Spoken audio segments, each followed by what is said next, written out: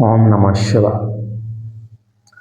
ମୁଁ ଜ୍ୟୋତିର୍ବିଦ ଓ ଶିବ ସାଧକ ପ୍ରଫେସର ରୁଦ୍ରପ୍ରସନ୍ନ ମହାପାତ୍ର ଆପଣଙ୍କ ନିକଟରେ ଆଜି ଉପସ୍ଥାପନା କରିବି ଯେ ଆମର ଅଷ୍ଟଭୈରବଙ୍କର ଉପସ୍ଥିତି 64 ଯୋଗିନୀ ମନ୍ଦିରରେ।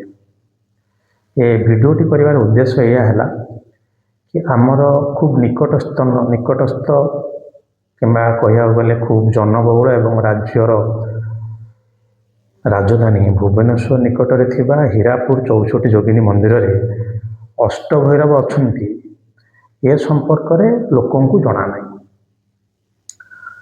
ସେଇଠି ଥିବା ସେବାୟତମାନେ ବି ଏକଥା ମୋ ସହିତ କଥାବାର୍ତ୍ତା କଲାବେଳେ ମୁଁ ବି ତାଙ୍କୁ ଅବଗତ କରାଇଛି ଏବଂ ସେ କୁହନ୍ତି ଭୈରବ ସାଧନା ତ ଖୁବ୍ ଜୋରେ ସୋରେ ଚାଲୁଛି ଲୋକଙ୍କ ଭିତରେ ଆଜିକାଲି, ଖୁବ୍ ଭଲ କଥା। ଭୈରବ ସାଧନା ସମ୍ପର୍କରେ ଲମ୍ବା ଭିଡ଼ିଓ କରିବା, କିଛି ବ୍ୟସ୍ତ ହୁଅନ୍ତୁନି। ପ୍ରଥମେ ଏଇଟା ଜାଣି ରଖନ୍ତୁ, ଏଇଟା ବି ମୁଁ କରୁଛି ସେମାନଙ୍କ ପାଇଁ ଯେଉଁମାନେ 64 ଯୋଗିନୀ ମନ୍ଦିର ଯାଉଛନ୍ତି। ଚତୁଃଷଷ୍ଠୀ ଯୋଗିନୀ କହିବାଟା ଠିକ୍ ହେଇଥାନ୍ତା। 64 ଯୋଗିନୀ କହିବାରୁ ଜଣାପଡ଼ୁଛି, ଯେଉଁଟାକି ବିଦ୍ୟା ଦହେଜିଆ ତାପରେ ରିସର୍ଚ୍ଚ କରିଛନ୍ତି, ଏଇଟା ଲୋକାଲ ଗଡ଼ 64। ତେବେ ଛାଡ଼ନ୍ତୁ, ଆପଣ ଯେକୌଣସି ଯୋଗିନୀ ମନ୍ଦିରକୁ ଯାଆନ୍ତୁ, ଆପଣ ସେଠି ଦେଖିବେ ଯେ ଭୈରବ ଥିବେ। ସାଧାରଣତଃ ଅଷ୍ଟଭୈରବ କିଛି କିଛି ଜାଗାରେ ଆଉ ଗୋଟେ ଏକ୍ସଟ୍ରା ଭୈରବୀ ଆମେ ପାଇଯାଉ। ଯେମିତିକି ଯଦି ଆପଣ ଆମର ଏ ଯେଉଁ ବଲାଙ୍ଗୀରଟାକୁ ଯିବେ, ମୁଁ ତ କେବେ ଯାଇନି, ଯାହା ମୁଁ ଦେଖିଛି ସୋସିଆଲ ମିଡ଼ିଆରେ ଶୁଣିଛି ଲୋକଙ୍କ ଠାରୁ, ସେଥିରେ ଥିବା ଚଣ୍ଡୀ ମଣ୍ଡପ ଉପରେ ଗୋଟେ ମାର୍ତ୍ତଣ୍ଡ ଭୈରବ ଅଛନ୍ତି। ତେବେ ଚାଲନ୍ତୁ ଆପଣଙ୍କୁ ଜିନିଷଟି ବୁଝାଇ ଦେଉଛି। ଯୋଗିନୀ ଅଷ୍ଟମାତୃଙ୍କ ଠାରୁ ବାହାରିଲେ ଆଠଟା ଯୋଗିନୀ ହେଇଗଲେ 64। ଯୋଗିନୀ ମନ୍ଦିରଟି ଗୋଟେ ଶିବଲିଙ୍ଗର ଯନ୍ତ୍ର ଟାଇପ୍ର, କିମ୍ବା କହିବାକୁ ଗଲେ ଗୋଟେ ବଡ଼ ଶିବଲିଙ୍ଗ। ଆପଣ ଯଦି ତାର ଦୂରରୁ ଟିକେ ଦେଖିବେ, ତାର ମଝିରେ ଗୋଟେ ଅଛି ଯେଉଁଟାକୁ କୁହାଯାଏ ଚଣ୍ଡୀ ମଣ୍ଡପ। କ'ଣ ପାଇଁ କୁହାଯାଏ, କେମିତି ଚକ୍ର ସାଧନା ହୁଏ, ସେଟା ଚକ୍ରେଶ୍ୱରୀ ସେଠି ବସନ୍ତି, ତା ଭିତରକୁ ଯିବାନି, କାରଣ ତନ୍ତ୍ରର କିଛି ଗୁହ୍ୟ ରହସ୍ୟ ଗୁହ୍ୟ ହିଁ ରହିବା ଉଚିତ। କିନ୍ତୁ ସେ ଗୋଟେ ଲିଙ୍ଗ। ଆପଣ ମଝିରେ ଚଣ୍ଡୀ ମଣ୍ଡପର ଉଚ୍ଚତା ରହିଛି ଏବଂ ତା'ର ଚତୁଃପାର୍ଶ୍ୱରେ ଠିକ୍ ଶିବଙ୍କର ଶକ୍ତି ଭଳିଆ ଗୋଟେ ଗୋଲାକାର ଆକାର ରହିକି ସେସବୁ ଅନ୍ତରାଳ ଦେଇକି ବାହାରକୁ ଆସିଛି। ଯଦି ଆମେ ଗୋଟେ ତାର ଏରିଅଲ୍ ଭ୍ୟୁ ଦେଖିବା, ବା ଉପରୁ ଦେଖିବା, ଆପଣଙ୍କୁ ଲାଗିବ ହଁ ଯଦି ଅନ୍ତରାଳ ଆଉ ଟିକେ ବଡ଼ ହୋଇଥିଲା ପୁରା ଶିବଲିଙ୍ଗ ଭଳିଆ ଲାଗନ୍ତା। ଅନ୍ତରାଳ ନୁହେଁ, ଯେଉଁଟା ଆପଣ ପଶୁଛନ୍ତି, ଦି ଏଣ୍ଟ୍ରାନ୍ସ ଅଫ୍ ଦି ଟେମ୍ପଲ୍। ତ ଏଇଟା ଗୋଟେ ଶିବଲିଙ୍ଗ ଟାଇପ୍ର ଯନ୍ତ୍ର। ଯେକୌଣସି ଶିବ ସାଧକ, କୁହାଯାଏ ଯେ ଶକ୍ତିଙ୍କ ବିନା ବା ଶିବ ହେଲେ ଶବ, ଯେକୌଣସି ଶିବ ସାଧକ ଯେଉଁମାନେ ମୋତେ ଶୁଣୁଛନ୍ତି ତାଙ୍କୁ ମୋର ବିନୀତ ଅନୁରୋଧ, ଯୋଡ଼ା ହସ୍ତରେ ଦୟାକରି ପ୍ରତି ସପ୍ତାହ, ଯଦି ନ ହେଉଛି ତାହେଲେ ପ୍ରତି ଚତୁର୍ଦ୍ଦଶୀ ଧରନ୍ତୁ, ଶୁକ୍ଳପକ୍ଷ ଆଉ କୃଷ୍ଣପକ୍ଷ, ବା ଯେଉଁଟାକୁ ପକ୍ଷ ବା ମାସକୁ 2 ଥର, ଯେକୌଣସି ଗୋଟେ ଶକ୍ତିପୀଠକୁ ଯାଇକି ସେଠି ବସିକି ଆସନ୍ତୁ, ଟିକେ ଅନୁଷ୍ଠାନ କରିକି ସାଧନା କରିକି। ହେଲେ ଆପଣଙ୍କର ଶିବ ସାଧନା ଦ୍ୱାରା ଯେଉଁ ନାଡ଼ି, ପିଙ୍ଗଳ ଆଉ ଇଡ଼ ଠିକ୍ ତା ଭିତରେ ସାମଞ୍ଜସ୍ୟ ରହିବ, ଅର୍ଥାତ୍ ସ୍ତ୍ରୀ ନାଡ଼ି ସାଇଡ଼୍ଟା ଦୁର୍ବଳ ହେବନି। ତ ଯୋଗିନୀ ମନ୍ଦିର ଯେତେବେଳେ ଆପଣ ଯିବେ, ଏଇ ହୀରାପୁର ଯୋଗିନୀ କଥା ଭାବିବା, ପଶୁ ତାର ମନ୍ଦିରର 2 ସାଇଡ଼୍ରେ ଯଦି ଦ୍ୱାରପାଳ ଅଛନ୍ତି, ଏବେ ବି ଜଣେ ଦ୍ୱାରପାଳଙ୍କ ହାତରେ ଆପଣ ଦେଖିବେ ଖପର ଅଛି, ଆଉ ଗୋଟେ ଦ୍ୱାରପାଳଙ୍କ ହାତରେ ଦଣ୍ଡ କିଛି ମାତ୍ରାରେ ଅଛି, ବାକି ଟିକେ ଭାଙ୍ଗି ଯାଇଛି। ଖପର ଆସିଗଲା ମାନେ ସେ ହେଲେ ଭୈରବ। ଜଣେ ଯଦି ଭୈରବ ହୁଏ, ଆଉ ଜଣେ ନିଶ୍ଚିତ ରୂପେ ଭୈରବ। ଯେଉଁଟାକି ଲୋକାଲ ଲୋକ କୁହନ୍ତି ଯେ ସେ ହେଲେ ଜୟ ବିଜୟ। ଅଜ୍ଞାନର ପରିସୀମା କେତେ ଦେଖନ୍ତୁ, ଅସମ୍ଭବ। ଯେଉଁଠି ସ୍ପଷ୍ଟ ଦେଖାଯାଉଛି ତାଙ୍କ ହାତରେ ଖପର ଅଛି, ତ ସିଏ ଆପଣ ପଶୁ 2 ଜଣ ଭୈରବ। ଏଇ ଯେଉଁ ଯୋଗିନୀ ଆସିଥିଲେ, ଏ ଯୋଗିନୀଙ୍କ ସାଙ୍ଗରେ ରହିକି ତାଙ୍କୁ ଠିକ୍ ଭାବରେ ଗାଇଡ଼ କରିବାଟା କାମ ଥିଲା ଭୈରବଙ୍କର। ଦେଖନ୍ତୁ, କିଛି ଗୋଟେ ଆମର ତାର ସୂକ୍ଷ୍ମତାକୁ ଯିବା, ଆପଣ ସ୍ତ୍ରୀ ଶକ୍ତି ଯେତେ ଜାଗରଣ କରିବେ ସେଇ ଅନୁସାରେ ଆପଣଙ୍କର ପୁରୁଷ ଶକ୍ତି ବି ଜାଗରଣ ହେବା ଦରକାର। ଅର୍ଦ୍ଧନାରୀଶ୍ୱର ଇଡ଼ ପିଙ୍ଗଳ ହେଲେ ହିଁ ଆପଣଙ୍କର ସୁଷମନା ହେଇକି ବାଲାନ୍ସ ହେଇକି ରହିବ ଜିନିଷ। ତ 64 ଯୋଗିନୀ ମନ୍ଦିରରେ ପ୍ରଥମେ ପଶୁ 2 ଜଣ ଦ୍ୱାରପାଳ ରହିଲେ, ସେ ହେଲେ ଭୈରବ। ପଶୁ ଥିବା ଗେଟ୍ ସାଇଡ଼୍ରେ 2ଟା ଯାକ ଭାରି ବିକରାଳ ମୂର୍ତ୍ତି ଅଛି, କଙ୍କାଳତମ ମୂର୍ତ୍ତି। ତାଙ୍କୁ ସେଠୁ ମାନେ କହୁଥିଲେ କାଳ ବିକାଳ। କାଳ ଭୈରବ କହିଲେ ମୁଁ ବୁଝିଲି। ବିକାଳ ଭୈରବ କ'ଣ? କିଛି ନାହିଁ, ଗୋଟେ କହିଦେବା, ଜନମତ ଚାଲିଛି। କିଛି ତ କହିଲେ ଚଣ୍ଡମୁଣ୍ଡ, ମାନେ କେତେ ଅଜ୍ଞାନ ପରିଶ୍ରମ, ଯେଉଁଟାକି ଚଣ୍ଡମୁଣ୍ଡକୁ ମାରିକି ଦେବି ହେଲେ ଚାମୁଣ୍ଡା। ନାଇଁ ସାର୍, ସେ ତ ମୁଣ୍ଡମାଳ ପକେଇଛନ୍ତି, ବାସ୍। ମୁଣ୍ଡମାଳ ପଡ଼ିଲା ମାନେ ଭୈରବ। ଏଥର ଆଖି ବୁଝିକି ରୁଣ୍ଡମାଳ ଧରାୟ ଭୈରବାୟ ନମୋ ନମଃ। କାଳ ଭୈରବଙ୍କର 700 ଭିତରୁ ଗୋଟେ ହେଲା ରୁଣ୍ଡମାଳ ଧରାୟ। ଏବଂ ମୁଣ୍ଡମାଳ ବୋଲି ବି ଜଣେ ଭୈରବ ଅଛନ୍ତି ଚତୁଃଷଷ୍ଠୀ ଭୈରବରେ ପକେଇଛନ୍ତି। ଏବଂ ଆଉ ଗୋଟେ ଜିନିଷ ଆପଣ ଦେଖିବେ, ଗୋଡ଼ରେ ସାପ ଅଛି।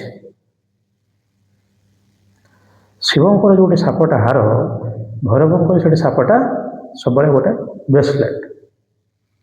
ଆପଣ ଦେଖିବେ, ଏକ ପାଦ ଭୈରବ ଦେଖନ୍ତୁ, ଯାହା ବି ଦେଖନ୍ତୁ, ତାଙ୍କର କିନ୍ତୁ ଅଙ୍ଗ ଗୁଡ଼ିକ ବହୁତ ଅତିରିକ୍ତ ଅଙ୍ଗ ରହିଥିବାରୁ ତାଙ୍କୁ କୁହାଯାଏ ଅତିରିକ୍ତାଙ୍ଗ ଭୈରବ, ଯାହାକି ସମ୍ଭାର ଭୈରବର ଗୋଟିଏ ଅଂଶ।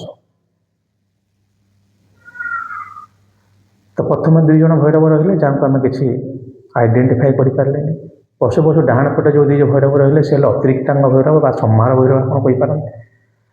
ଭିତରକୁ ପଶିଲେ ଚଣ୍ଡୀ ମଣ୍ଡପର ଯେଉଁ 4ଟି ସ୍ତମ୍ଭ ରହିଛି, ସେ ସ୍ତମ୍ଭର 2ଟା ହେଇକି ଟୋଟାଲ 8ଟି ବିଗ୍ରହ ରହି, ସେଥିରୁ 4ଟି ଯୋଗିନୀ ଆଉ 4ଟି ହେଲେ ଭୈରବ। ସେଥିରେ କେବଳ ଗୋଟିଏ ଭୈରବଙ୍କୁ ସ୍ପଷ୍ଟ, ସେ ହେଲେ ଏକପାଦ ଭୈରବ, ଯାହାକି ଆମ ଓଡ଼ିଶାର ଭୈରବ। ତାଙ୍କ ବିଷୟରେ ସମ୍ପୂର୍ଣ୍ଣ ବିବରଣୀ ପରେ ଦେବା। ତାକୁ ଛାଡ଼ିଦେଲେ ବାକି ଯେଉଁ ଭୈରବ ଗୁଡ଼ିକ ଅଛନ୍ତି, ଆପଣ ଦେଖିବେ ସେମାନଙ୍କର ହାତ ହେଲେ 10 ଭୁଜା। ସାଧାରଣତଃ ଆମେ ଭୈରବଙ୍କର 4 ଭୁଜା କିମ୍ବା 8 ଭୁଜା ଦେଖିଛୁ, କିନ୍ତୁ କେବଳ ଗୋଟିଏ ଭୈରବ ମୂର୍ତ୍ତି ଯେଉଁଟାକି ଭାଙ୍ଗି ଯାଇଛି, ପୁରା ପୂର୍ବ ପଶ୍ଚିମ ଉତ୍ତର ଆଡ଼କୁ ଯେଉଁଟା ପୁରା ଶେଷ ମୂର୍ତ୍ତିଟା ଭାଙ୍ଗି ଯାଇଛି, ସେଇଟା ଗୋଟେ ଚତୁର୍ଭୁଜା ମୂର୍ତ୍ତି ଅଛି। ଏବଂ ସେଥିରେ ଭୈରବଙ୍କ ହାତରେ ଗୋଟେ ମାଳି ଅଛି, ଯେଉଁଠିକି ଜଣାପଡ଼େ ଯେ ସେ ରୁରୁ ଭୈରବଙ୍କର ଗୋଟେ ରୂପ। ରୁରୁ ଗୋଟେ ସୌମ୍ୟ ଭୈରବ, ଅଷ୍ଟଭୈରବଙ୍କ ମଧ୍ୟରୁ, ଏବଂ ତାଙ୍କରି ହାତରେ ହିଁ ମାଳି ଅଛି, ଆଉ କେଉଁଠି ନାହିଁ। ଯଦିও ଆଉ ଜଣେ ଭୈରବଙ୍କ ହାତରେ ବି ସାମାନ୍ୟ ମାଳିଥିବା ଜଣାଯାଏ, ଭାଙ୍ଗି ତ ଯାଇଛି, କିନ୍ତୁ 10 ଭୁଜା। 10 ଭୁଜା ଆସିଲା ମାନେ ଆମର ଯେଉଁ 10 ଭୈରବ କୁହାଯାଏ। ଯେମିତିକି ସବୁ ତ ଏବେ ମୋର ମନେ ପଡ଼ୁନି, କିନ୍ତୁ ଛିନ୍ନମସ୍ତାଙ୍କର ଭୈରବ ହେଲେ ବିକରାଳ ଭୈରବ। ସେମିତି ଧୂମାବାତୀଙ୍କର ଭୈରବ ଅଛି, ବିଧବା ବୋଲି କୁହାଯାଏ, ତାହାକୁ ନୁହେଁ। ରୁଦ୍ର ୟାମଳ ତନ୍ତ୍ରରେ, ୟାମଳ ତନ୍ତ୍ର କ'ଣ ତା ଭିତରେ ପରାଲୋଚନା କରିବା, କିନ୍ତୁ ୟାମଳ ମାନେ ଭାବୁଛନ୍ତି ଶିବଶକ୍ତି ମିଶା ଯୋଡ଼ା ତନ୍ତ୍ରଟା। ସେଥିରେ ଯାହା କୁହାଯାଏ, ଧୂମାବତୀଙ୍କର ବି ଭୈରବ ରହିଛନ୍ତି। ତ 10 ଭୁଜା ଥିବାରୁ ସେମାନେ ହୁଏତ ଯେଉଁ ମହାବିଦ୍ୟାଙ୍କର ଭୈରବ ହେଇପାରନ୍ତି। ପରିଶେଷରେ ମୁଁ ଏହା କହିବି ଯେ ସେମାନେ ଆମେ ଯେମିତି ଅଷ୍ଟଭୈରବ, ରୁରୁ ଚଣ୍ଡ କ୍ରୋଧ ଉନ୍ମତ୍ତ କପାଳ ଭୀଷଣ ସମ୍ଭାର, 8ଟି ଭୈରବ, ସେମିତି ସେ ବନା ହେଇନାହାନ୍ତି, କିନ୍ତୁ 8ଟା ଭୈରବ ଅଛନ୍ତି। ତାଙ୍କ ଭିତରୁ ମୁଁ ମୋର ସାମାନ୍ୟ ଜ୍ଞାନ ଦ୍ୱାରା ଜାଣିପାରିଲି ଯେଉଁଟାକି ସମ୍ଭାର ଭୈରବ। ଏକପାଦ ଭୈରବ ତ ଛାଡ଼ନ୍ତୁ, ମୁଁ ଜାଣିପାରିଲେ। କିଛି ମାତ୍ରାରେ ରୁରୁ ଭୈରବ ବି ଅଛନ୍ତି ବୋଲି ଆମେ କହିପାରିବା। କିନ୍ତୁ ବାକି ଯେଉଁ 2 ଜଣ ଭୈରବ ରହିଲେ, ସେମାନଙ୍କର କିଛି ଠିକ୍ କରିହେବନି। ଯଦିଓ ସେ ଗୋଟେ ପ୍ରେତ ଉପରେ ବସିଛନ୍ତି, ବା ଗୋଟେ ପ୍ରେତ ଉପରେ ବସିଛନ୍ତି 2 ଜଣ ଯାକ, ତ ଭୀଷଣ ଭୈରବ ପ୍ରେତ ଉପରେ ବସନ୍ତି ବୋଲି କୁହାଯାଏ। ତ ସେମାନଙ୍କୁ ଭୀଷଣ ଭୈରବ ବି ଆପଣ କହିପାରିବେ, ମାତ୍ର 10 ଭୁଜା ନୁହନ୍ତି। ଅର୍ଥାତ୍ 64 ଯୋଗିନୀର ଅଷ୍ଟଭୈରବ ଥିଲେ ମଧ୍ୟ ହୁଏତ ସେହି ସମୟରେ ଭୈରବମାନେ ଯେଉଁମାନେ ବନା ହେଇଥିଲା, ସେମାନଙ୍କର ସେତିକି ଜ୍ଞାନ ନଥିଲା ଯେ ସେ ତା'ର ଠିକ୍ ଆଇକୋନୋଗ୍ରାଫିଟାକୁ ଅଧ୍ୟୟନ କରିବାର। ମାତ୍ର ସେ ଠିକ୍ କରିଛନ୍ତି। ପ୍ରଥମେ ଯେଉଁ ବାହାରେ କତ୍ତାୟନୀ ରହିଲେ, ତାଙ୍କ ପାଖରେ ରହିଲେ 2ଟି ଭୈରବ। 64 ଯୋଗିନୀଙ୍କ ପାଖରେ ଠିକ୍ 2ଟା ସାଇଡ଼୍ରେ 2ଟା ଅତିରିକ୍ତାଙ୍ଗ ଭୈରବ ରହିଲେ। ଚଣ୍ଡୀ ମଣ୍ଡପରେ 4ଟା ଯୋଗିନୀଙ୍କ ପାଇଁ 4ଟା ଭୈରବ ରହିଲେ। ଯେଉଁଠି ଯୋଗିନୀ ରଖିଛନ୍ତି, ସେ ସେଇଠି ଭୈରବଙ୍କୁ ରଖିକି ଜାଣିଛନ୍ତି। ଶିବଶକ୍ତି ତାକୁ ଠିକ୍ ଭାରସାମ୍ୟ ବା ବାଲାନ୍ସ ରଖିକି ସେ କରିଛନ୍ତି। ଭୈରବ ଗୁଡ଼ିକ କ'ଣ ସେଗୁଡ଼ିକ ନିଶ୍ଚିତ ରୂପେ ଆମେ କହିପାରିବା ନାହିଁ, କିନ୍ତୁ ଭୈରବଙ୍କର ରୂପ। ଏବଂ ଆପଣ, ମୋତେ ଲାଗୁଛି ବୋଧେ ସେଇଟା ଗୋଟେ ମନ୍ଦିର, ଏବଂ ବଲାଙ୍ଗୀର ତ ମୁଁ ଯାଇନି, ସେଠି ବି ଥିବେ ମୁଁ ଭାବିଲି। 8ଟି ଭୈରବ ସେଠି ଅଛନ୍ତି। ସେଥିପାଇଁ ଆପଣ ଯେଉଁଟା ଅଷ୍ଟଭୈରବ ସ୍ତୋତ୍ର, ପରେ କେବେ ତା ସମ୍ପର୍କରେ ଆଲୋଚନା କରିବା। ତାର ଯେଉଁ ଖାଲି ନାମ ଜିନିଷଟା ହେଲା ଓಂ ସୀତାଙ୍ଗୋ ରୁରୁଶ୍ଚଣ୍ଡ କ୍ରୋଧଶ୍ଚ ଉନ୍ମତ୍ତ ଭୈରବ କପାଳି ଭୀଷଣଶ୍ଚୈବ ସମ୍ଭାରଶ୍ଚ ଅଷ୍ଟଭୈରବ। ଏ ଯେଉଁ ଅଷ୍ଟଭୈରବ ନାମ ମନ୍ତ୍ରଟି କୁହନ୍ତୁ, କିମ୍ବା ତାର ଗୋଟେ ସ୍ତୋତ୍ର ବି ଅଛି, ଖାଲି ଅଚ୍ୟୁତାନନ୍ଦଙ୍କ ବିଷୟରେ ଅଛି, ଖାଲି ରୁରୁଙ୍କ ବିଷୟରେ ଅଛି। ଆପଣ ସେଇଠି ଯାଇ ବସି ପଢ଼ିପାରିବେ।